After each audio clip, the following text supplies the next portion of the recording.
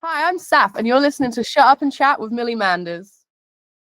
Hi guys, so we are back for another session of Shut Up and Chat, and today I have got Saff from Peachy Sounds, and she's going to chat to us about being a live sound engineer and all sorts of stuff.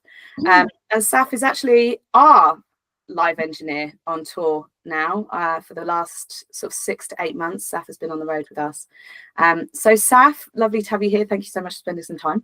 Thank you for having me. I feel very welcome, very happy to be here. So really, I'd really like to start off the chat, if it's okay with you. If you could sort of give us an overview of your introduction to live sound, what inspired you to get into live sound? Because as we know, it's a very male, like, dominated industry in live sound. So what inspired you to get into it? What was your journey so far within the industry? Okay, so when I was about 15, 16, I went to Access to Music and I did the performance course because I really wanted to be a rock star. I wanted to be a vocalist. I wanted to be a singer. I was a vocalist in a metal band for a little bit. And amazing. It was great. It was really good fun. But after doing that for a year and realizing I actually didn't like being on stage, I didn't like being on stage, didn't like people looking at me. I didn't like being perceived. But I loved being at shows and events, and I really loved science. So I sat down after I finished that year course with my teacher, Charlotte Hansey, and she was like, well, you like these things. Why don't you try the sound engineering course? You're really interested in the microphones and the EQ during rehearsal. Why don't you try this? And I was like, okay. So I went and did it and basically discovered my career. I was like, this is what I want to do. It's so fun. I feel respected. I feel smart. And I also get to be at the gigs, like having fun. My job is kind of like to party and to run the party. It's really good fun. But yeah, from there it went 2 years of sound engineering, and then I moved on to do my I'm currently doing my bachelor's degree in audio and music technology at Nottingham Trent. That's nice. Good fun. And yeah, it's just gone on from there, really. I started working at festivals through Access on my sound engineering course. They took me to Latitude to run the in-betweener stage there. That was really good fun. And from there, I got headhunted to work at Norwich Arts Centre. That was really good fun as well.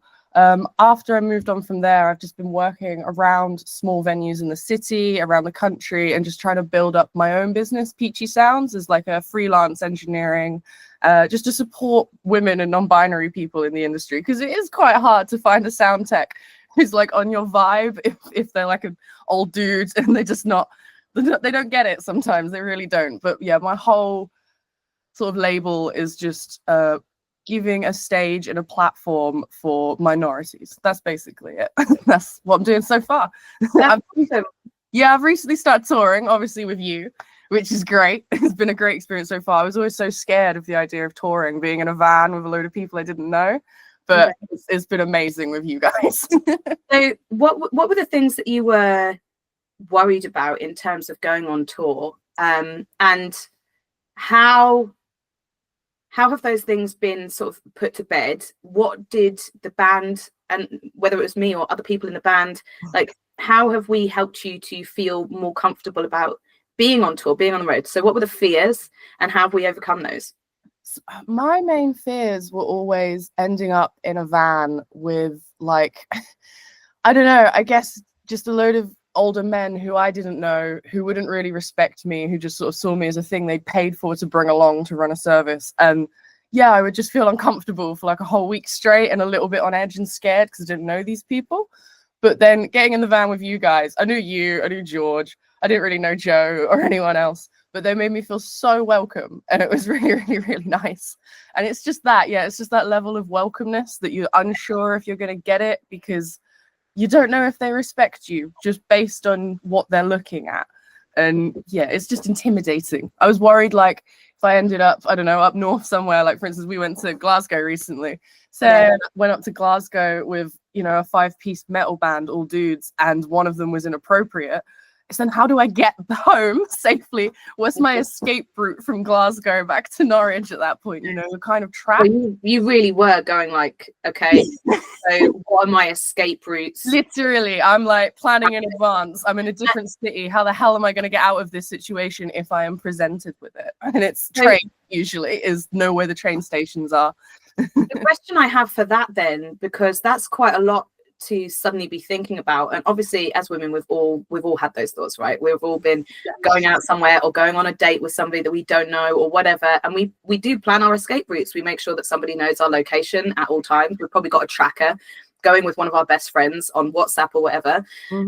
We naturally plan our escape routes. But in terms of being a sound engineer, I'm sure you've had experiences just in normal daily life that have taught you to have escape routes, but have you had experiences that in the music industry specifically that have led you to be that fearful of being in a van?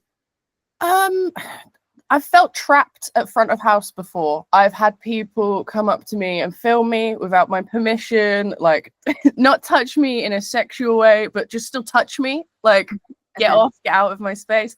I've worked at festivals before where I've been stood at front of house and people are like, a guy specifically is like trying to chat to me or flirt with me or whatever, and he's like almost in the booth, and I've had to get the sound engineer. I was doing lights at this point, so I had to get the sound engineer to actually tell him to fuck off.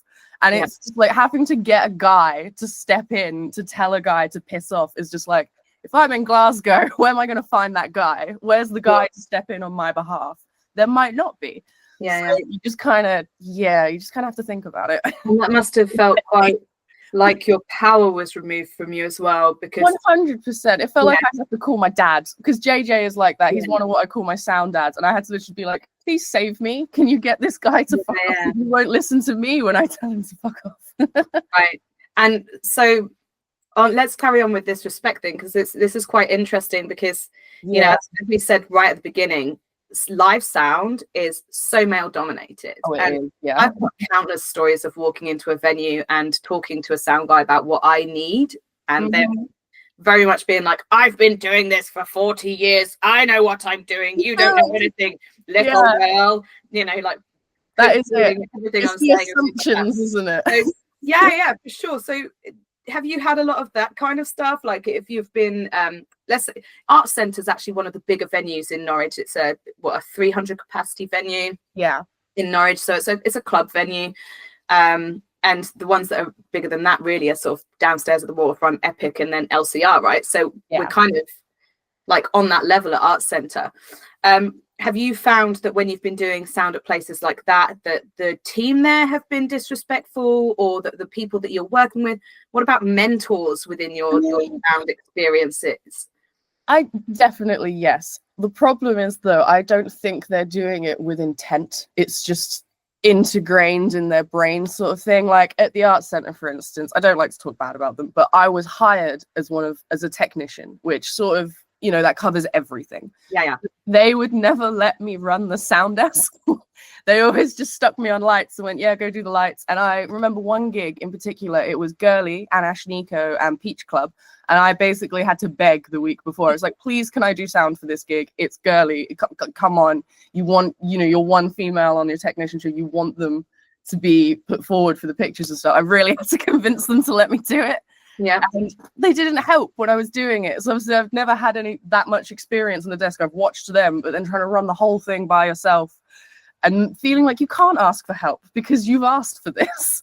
So you have to do it by yourself now because you've put yourself in a position, you've taken on the responsibility. So I have found there, like they wouldn't let me do it unless I really was like, no, it's my turn. Come on now, please, like sort of thing. It was, and then when you were doing that show, they didn't help you at all? No, like if I was having trouble with something, like there was a feedback frequency or whatever, and I didn't know the desk super well at that point because it was Midas and I'd been trained on Allen and Heath. I was looking for the graphic to take it out and I was like minorly internally panicking. And my manager was next to me just doing the lights, just not really helping at all. It's just kind of, it's very, very disheartening, I think is the word. They're supposed to be your co-workers, you know, they're supposed to help you. It was a lot.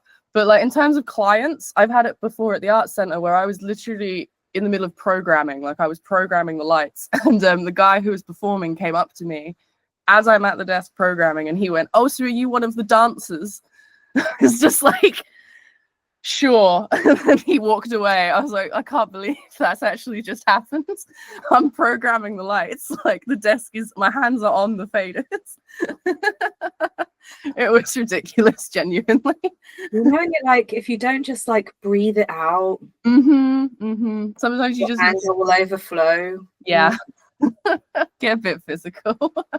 Wow. Yeah. Wow, the level of disrespect. But it's not even like they think it's disrespectful, is it? That's what, yeah, they don't Assumption, because if you're a woman in the room, you can't be anything other than something that's supposed to be aesthetically pleasing. Exactly. So, of course you're a dancer. Of course you're a dancer. Regularly, it's always, oh, are you one of the dancers? Are you one of the backup singers? Oh, are you the merch girl? That happened in Scarborough, actually. I was loading in the risers with George, and one of the stage people came up to me and went, oh, are you the merch girl? I was like, yeah, no. That was quite funny.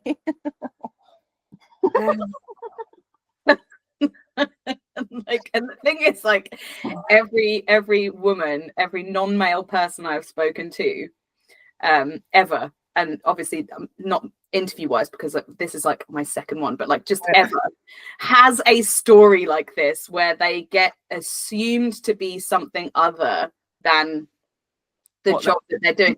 And like, you don't have to assume, you could ask. Just ask, like, what are you here for? Job role? Literally, are you with Millie? Yeah. What do you do for it? Like, it's not that hard. It's so much more respectful to just assume that you know nothing and ask what the job role is. I mean, I'm lucky these days because, like, in my earlier career, obviously I had band names, whereas now it's like, well, it's my name on the tin, so I don't get that problem really anymore, because I walk in and I'm like, hi, I'm Millie. They're like, oh, you're Millie. I am Millie.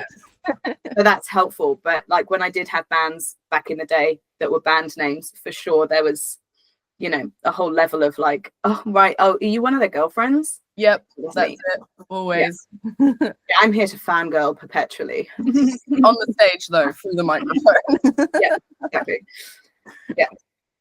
So with that then, you must have had quite a lot of experiences of, because obviously at this point, you've had lots of times where you've either been assumed that you're not even part of the tech, you have had a lack of respect in that people don't even help you because you've asked for this, so you should know. Yeah. Do you then also get, when you are doing what you need to do, and maybe this has happened on tour with us, I don't know, because you've not told me about it, but have you had people like questioning your level of knowledge and experience when you're just trying to get on with your job? I definitely have had that. It hasn't happened on tour because I've got Joe, and so everyone's usually pretty decent and they direct their questions at Joe, which actually is also an annoying thing. They always go straight to Joe before they go to me, but it's fine. I had it at the art center before where a guy was convinced I didn't know how to use a compressor, and I was just like, dude, it's on, it's working, you can see it's doing its job. When you make the noise, it's like it's working, it's on. And he was just convinced it didn't sound right. He did not like it. I could not do anything to make him like it, and it just got to a point where I almost had to be like, okay, you touch it, then you do that, you come here, you do it. And I had to literally let this guy run my desk even though I was stood right there. And he was the lead vocalist, and he brought me his tech spec was just, I'm not even joking, like a block of text like this big on his notes app. And it was mostly just like artistic choices about how he wanted his vocal. There was nothing actually about like what their band tech spec was. It was just like, oh, I want a little bit of hiss, no 5K at all, like that sort of thing. It was ridiculous. And then he ended up coming over and just fiddling with the buttons himself. I changed it during their actual show because I felt bad for the audience. But yeah, that was insulting. And there's certain points like that where you just sort of, you don't know whether to say something or to just shut up and just get the money and just get out over the shift, because the next one will probably be better. I feel like that's a level of arrogance that's incurable. Yeah, sometimes you recognize it and you're like, I can't do it. I'm just gonna. You are, at that point, you are a person that I have no words for anymore. And please do not interact with me ever again. Yeah. Wow. Yeah, it's hard, and especially when they're like the headline band. I can't.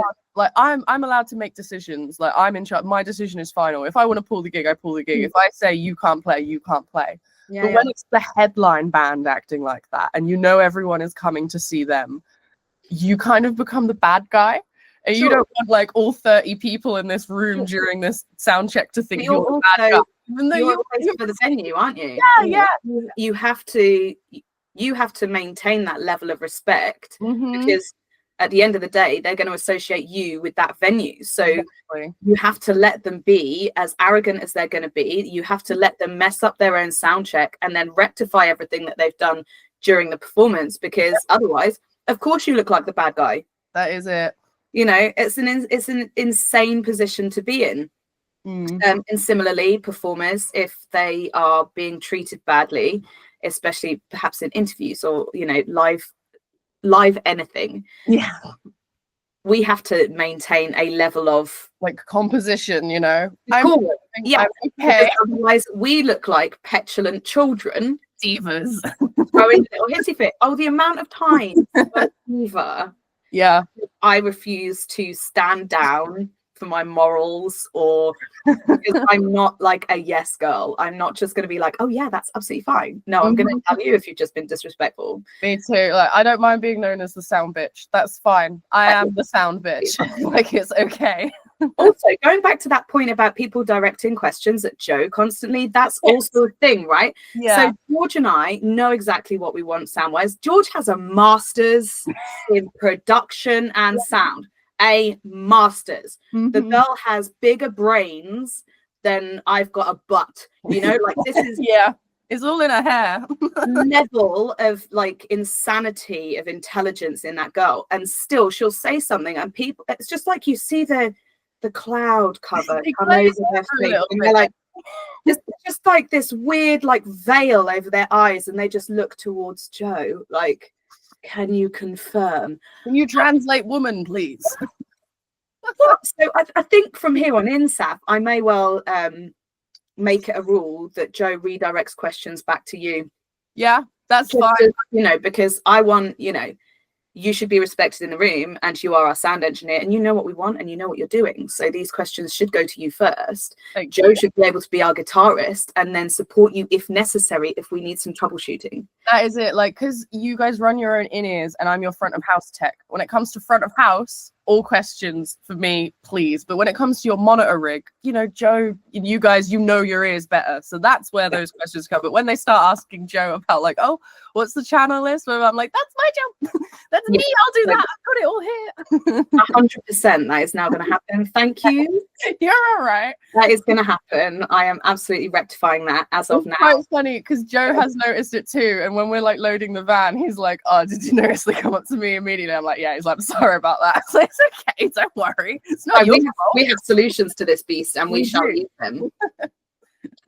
How do you deal with your imposter syndrome? Because like as women, we all have imposter syndrome when we're in a room where we are having to level up our experience in order to be taken seriously. So confidence and walking into a room and not having imposter syndrome must be really tough. So how do you deal with that? So it's really hard to deal with, and sometimes I just don't deal with it very well at all. It'll be a shit shift. I'll feel awful afterwards. I'll feel like I'm bad at this. I should be doing this. I should just go be a cocktail bartender or something. But then I try to take a second and remind myself of like how I felt during a gig that I've been really proud of, whether that was like on a festival stage or just a really, really good local band night. And I know that I've done it before. I know I have. And I know that there's people out there who are stupider than I am, who are already doing it and doing it at a higher level. And that's upsetting. Yeah. So I know I can do it. And that it's just reminding yourself that it's not the constant. The bad isn't the constant. There will be another good one. You've just got to push through it. And it hurts. It hurts my chest, hurts my stomach. I get this awful feeling in the pit of my stomach if I've had a particularly bad sound check and then during the gig there's some feedback. I'm like, oh God, I'm doing it wrong. I don't know what I'm doing. I shouldn't be here. But you really do just have to push yourself through. And then also remind yourself that like we're not doing heart surgery. We're running like an event, and it is important that it goes well. But at the end of the day, if there is a squeak, if something does cut out, if a cable breaks, like no one's going to die. It's okay. It'll be funny more than anything. People will laugh about it. It's okay. It's just telling yourself it's okay. Mostly is how I go through it. And also, everyone is still learning things. Like I even talking to Joe, like he's way up higher than I am in knowledge wise. but he's still learning things, and that gives me confidence. It's like, it's okay, you're still learning, you know. And just be, he always said when we first started, if there is something you don't know, just be honest. And that's the most important thing, is being honest with yourself and other people about your skill level, because then you can improve it, and it's less embarrassing when you fuck up, and it's less of a knock to your confidence, because you've already set the line of where you are. And it's but yeah, that's sort of how I get on with it. That's a great thing to think about for any, you know, walk of life, whether somebody's trying to get into sound engineering or be a musician on stage or be a retailer. It really doesn't matter. Like anything that you're trying to do, if you are constantly on a journey of self-improvement, be that people skills, practical skills, technological skills, you're always going to go further. If you stand still, people will pass you, and that is the same in any walk of life. So I think that's some great advice.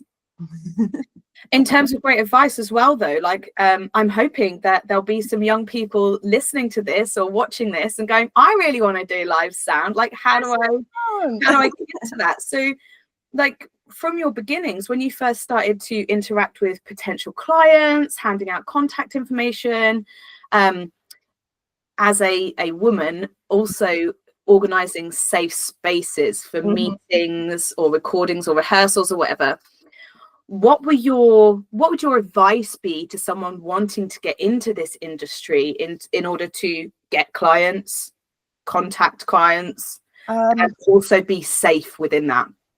Oh, okay. So it's a tricky one, because it's hard to always be safe. You cannot guarantee it. But I would say just brace for the unsafeness. I would never give my phone number out, ever. But then I started realizing I was losing clients, because a lot of people don't want to have to go on Facebook. They don't want to have to go on Instagram. They don't want to have to send you an email. They just want to quickly text you or just quickly call you, hi, we need a sound engineer. So I had to get over that pretty quickly and remind myself that if I do get unsolicited messages, I can report them, I can block them, I can blast them on the internet, you know? Like you just have to remind yourself that you can stand your ground with it. And when it comes to like setting meetings and stuff, like obviously my studio is in my house. So if someone wants to come around to record or to meet, they have to come into my house, in my safe space. So I usually try to set up like an initial meet at a public place, coffee shop, where we'll sit down, we'll go over what it is we want to do, we'll get to know each other just a little bit better. And then usually within like that 45 minutes to an hour meeting, you can get a vibe of whether or not you want this person in your house. You know, you can decide whether or not you need to come up with a reason they need to reschedule or cancel or something like that. So yeah, it's just taking those little steps to be like, I'm going to meet you first, and then I'll bring you around, and then that sort of thing. Yeah. But yeah, it's hard. I don't have any like super good advice for it, other than, you know, any advice is advice to people. I think, you know, going back to that whole thinking about your escape route when you're on tour is kind of a similar vibe for meeting new people, right? That is it. Yeah. You know, plan to be safe in that somebody knows who you're with and where you are, and maybe set a time period, right? Like, we're going to have a meeting for an hour. Yeah, that is it. Then I'm going to text that friend and tell them that I'm okay, that hour has passed and everything's okay, or it went really well, whatever it is, you know, celebrate it if it was great. But what about getting over that initial, we all have the initial anxiety of learning to network, right? Network is so important in any facet of the media industry, film industry, whatever. And all of us have that imposter syndrome of, what if I come across as a total dick, right? Like, how do I get people to like me? I hate the word networking, because when we were at college, it was like one of our modules. I hated it. It was like networking. It was on the board. Like, I had to do write-ups about it. I hate it, because at the end of the day, networking is just making friends. You're just making friends with people. You put this weird business degree word on it. It makes you uncomfortable. It makes it feel awkward. It makes you feel like you're just interacting with this person because you want something out of them. A lot of the people I work with are my mates. Like, I'll go to the pub with them, you know, like I'll hang out with them. I'll ask how their kids are getting on. I'll ask how their mum is, you know, like it's important to make connections, not a network. Connections are what's important. So go out and make friends before you want to make business partners. 100%. That's what I would say there with networking. Just That's great. be friendly. Yeah, don't be a dick is a mantra for the entire industry, right? Oh, 100%. And the more people get to know you, they're going to get to know your reputation as being a good sound engineer or whatever it is that you're doing, in order for them to then go, do you know what? I trust the fact that I like you as a person, and I trust the fact that other people are talking about you and saying that you're good at your job. That's it. And like, if someone liked you as a friend, I feel like within that job, if you do something that they don't like, they feel more comfortable to be like, oh, Saff, could you maybe change this? Which then makes you a better sound engineer because you can communicate. Like, it really does work. It's good. I feel like we've already kind of covered this one, but would you say that there's anything else that would be a barrier for you as a woman in audio engineering, in terms of respect or stereotyping, the unwanted flirting or assumptions? Like, have we not covered anything that you have found to be a barrier to becoming a respected sound engineer? Probably, there's a weird term for it, but like during setup and sound check, like bands will have that sort of like banter between them. Sometimes it's a little bit too laddie, and I feel misogynistic. Yeah, like it's sexual. It's not like call it what it is. Like they're making sex jokes. I'm women on the stage, they're giggling, and I feel like I have to laugh. Like I don't find it funny, but I kind of have to go, ha, ha, ha, ha, yeah, great. Because if not, they're all going to give me the cold shoulder. And then I can't communicate properly, and then I can't make it sound really good for me or for the audience or for them on stage, So it's kind of having to do that sort of, I'll let this slide and I will give in to the banter and I'll just let you get on with it, even if I am the butt of the joke. Because sometimes you can feel like I'll be bending over, for instance. I hate setting up kick drums because I usually have to bend over to do it. And I know people make jokes about my ass behind me all the time, like especially in the summer when I have to wear shorts. And you just have to sort of let it roll off you like water off a duck's back, and just get on with it. But sometimes I also do turn around and go, do you want to shut the fuck up? I have done that during sound check before. I was sound checking my partner's band, and his drummer thought it would be funny to make a joke about us, having sex and him getting a better sound check. And I said, Dan, do you want to play tonight? Shut the fuck up then. And like, you have to set a line. There is a line. And just find out where yours is, I think, is what it is. I think, as I understand why you would feel the need to allow the banter and laugh along. And as a much younger person, I definitely did that. I think, and I'm not going to school you here, you have to do what you need to do, but it's all right. I think actually, if you have the confidence to do so, I think every single person making a misogynistic comment or a sexist comment should be called out immediately. 100%. Whether it ruins their sound check or not, whether it means that you never work with that band again or not, but actually it should be the case of, if that band persists, they should not be allowed to work in that venue or environment again. Because let's face it, microaggressions, these small aggressions of misogyny where people are making sexual comments about our bodies, or about how good we are at our jobs. That is it, yeah. Never tell them a compliment.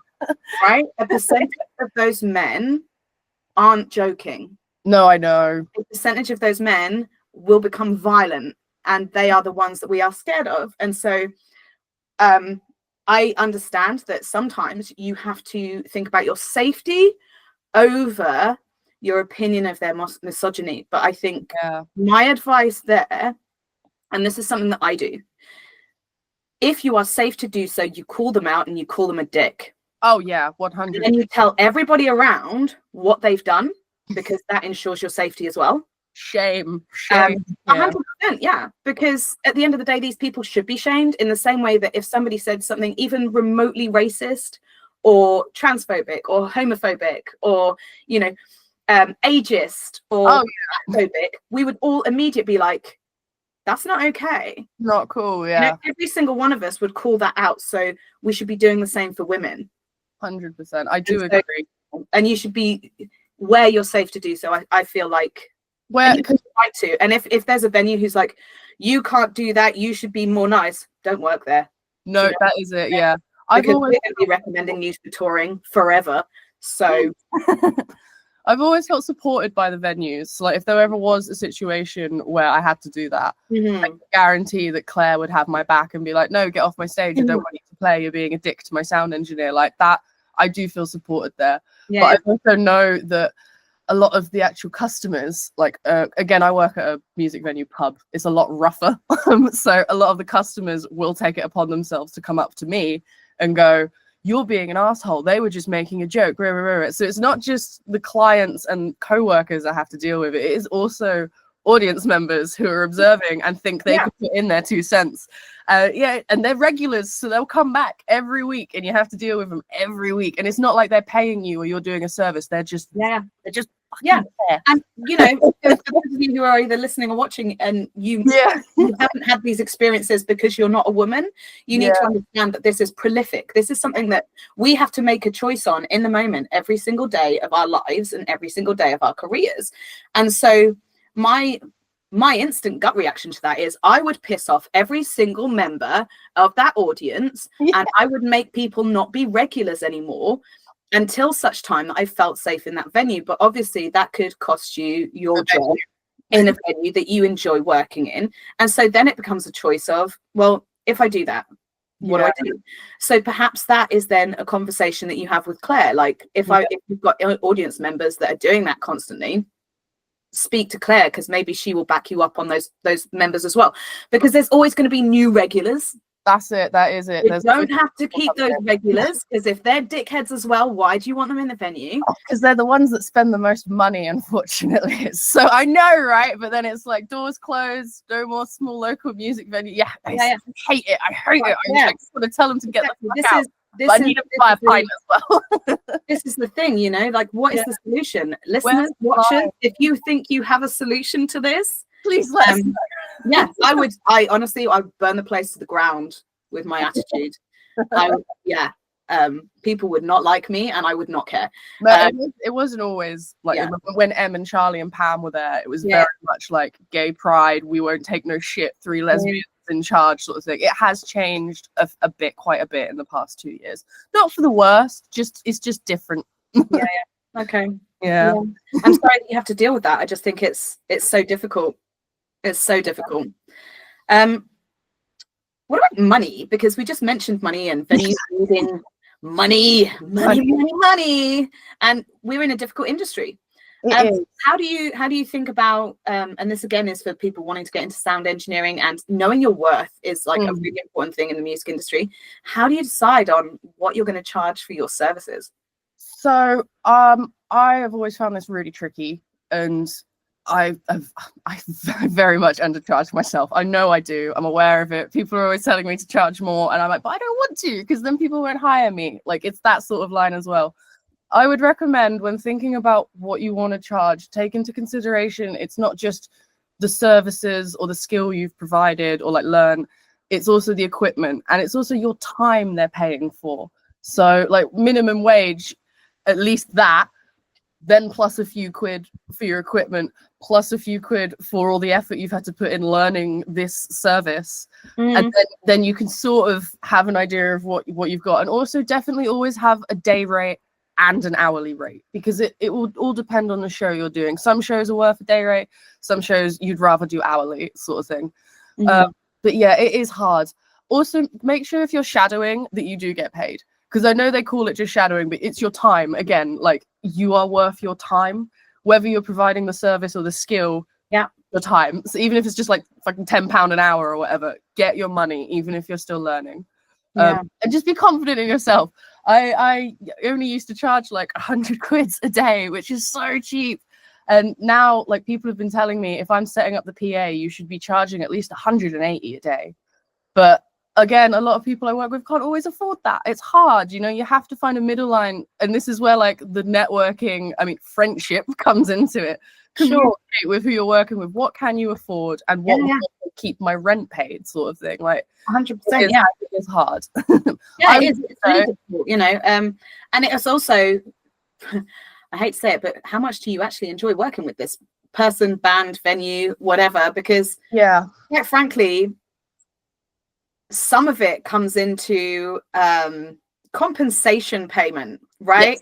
So like, Is it worth putting up with them, sort of thing? You know, like there are certain venues, and I won't name them, certain venues or festivals or whatever, that I ask my booking agent to outprice us. Yeah. Until such time there is a price that I cannot say no to. Yeah. Because for whatever reason, I do not want to be there. That is it. I want to have to spend my time there. Or I will ask for a higher fee because it is compensation for having to be there and do what I need to do. And I think that is actually part of the consideration, because if you're not going to enjoy yourself, if you're not going to have a good time and enjoy the people that you're around and all the rest of it, why shouldn't you get paid a bit more to have to deal with in the same way that I've played loads of gigs where I just about barely covered expenses for myself and my band because I really wanted to play it. It was exciting. It was a great experience. Yeah. You know, or it's gonna, you know, put me in front of like playing with a band that I love. Like I will just break even for bands that I love just so that I can stand on the same stage with my heroes, you know. Yeah. So there's definitely swings and roundabouts to the money side of it, but it's a really good advice to, you know, even if you're training does not mean free. No, training does not mean free. Because not only is it not free, it's you're going to be in debt, and that's not okay. That's definitely not okay. So great advice.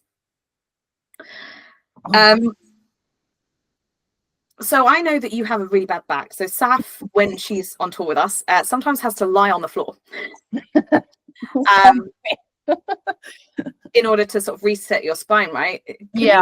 Can you tell us a little bit about what the injury is anyway, because that will give us some context, and how you deal with being on tour or working at a venue regularly where there's going to be heavy lifting and there's going to be a lot of movement for your spine? How do you cope with all of that?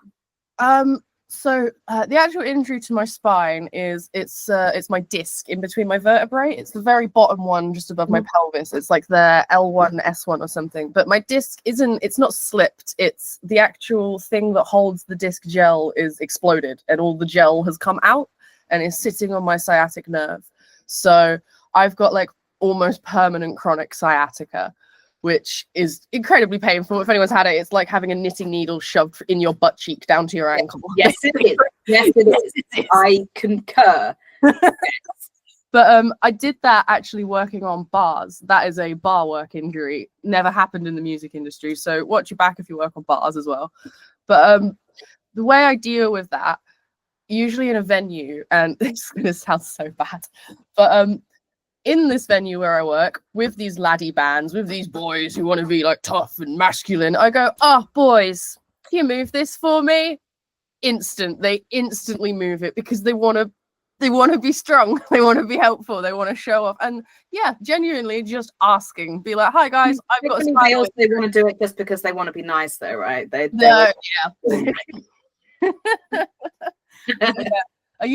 just ask for help a lot and take the time, as you said, to lay on the floor when I need to. Hopefully it's not too sticky.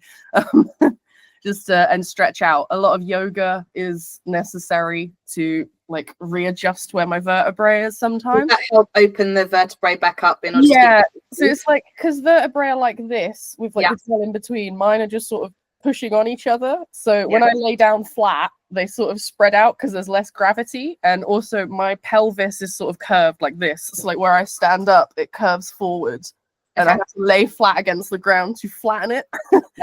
But yeah, doing a lot of that on tour is important. And then obviously sitting in the van, I have to put myself in a seat where I can move, because if I sit in one position for so long, the gel it sort of solidifies, is what the doctor told me. It dries like, you know how sugar water dries and there's like crystals? It dries like that on my sciatic nerve. So there'll be like crystallized disc fluid on my nerve if I sit still for too long. So making sure I've got space to move about in the van, I've got something to like prop my back up to lay it flat against is quite important. And then just like, you know, varieties of medicine like deep heat, painkillers, hot water bottle. Though I don't use hot water bottles anymore because I scarred my back by burning it. So be careful with your hot water. Those hot water bottles. Let's not go there. Do not overdo it on the hot water bottles. I feel like there's a couple of bits of advice there that I thought was really, really helpful for anybody. Yeah. And again, whether you're trying to get into live sound or any part of the industry, if you need help, ask for it. Ask for it. So you know, I'm pretty strong. I love deadlifting. I love like heavy weight training. So I am pretty strong, but I still cannot lift the same as a guy. Like that is a physical thing. And so if I cannot lift something, I have to say to the guys, I need you to do this for me. Lifting the in-ear rack up 2 flights of stairs is not something my knees, my tennis elbow, or my general strength is going to handle. And so just admitting to yourself that you're not actually able to do something and say, yeah, can you help me, is so needed, right? We all have to go, I can't do this. Yeah. And that's absolutely okay. And the other thing that I heard there, which is great, self-manage. Like if you have something that you know is going to be a regular occurrence, be prepared for it. And you are. I'm always smelling like DP in the back. I love the smell of DP. I'm glad you like it because you're in charge. So if Joe doesn't like it, it's staying. Sorry, Joe. I love it. More DP. Thank you. Tiger Balm, he's all of those directly behind me. Yeah, I love it. Keep it going. More, please. Oh God, yeah.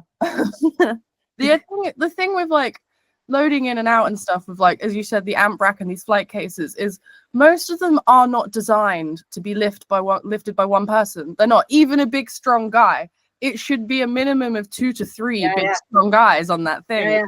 So as well as like you feeling like you have to prove yourself to the dudes that you're strong enough, you're capable enough, you can do this and lift this, they're already lying to themselves because they shouldn't be doing it by themselves. They are damaging their bodies as well. Sure. It's just not as obvious. So anyone listening or watching here, don't be brave.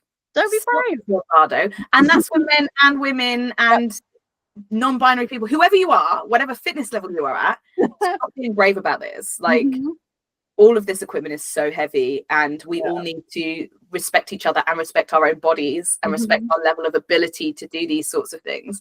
And unless you're going in for Iron Man and World's Strongest Man, you need extra people. You really do.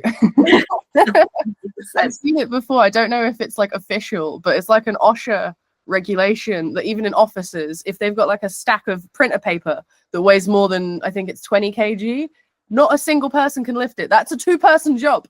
100%. Like even something that small. So it's like, think of those big flight cases. That's like 4 people.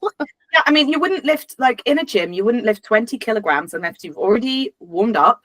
You're thinking about every part of your body and the form that you need to have in order to lift that weight. And you've probably built up to it, like maybe done a couple of smaller weights or a couple of smaller exercises to then lift that weight, right? Yeah. So you're not just going to walk up to 20 kilograms and just lift it. No. God.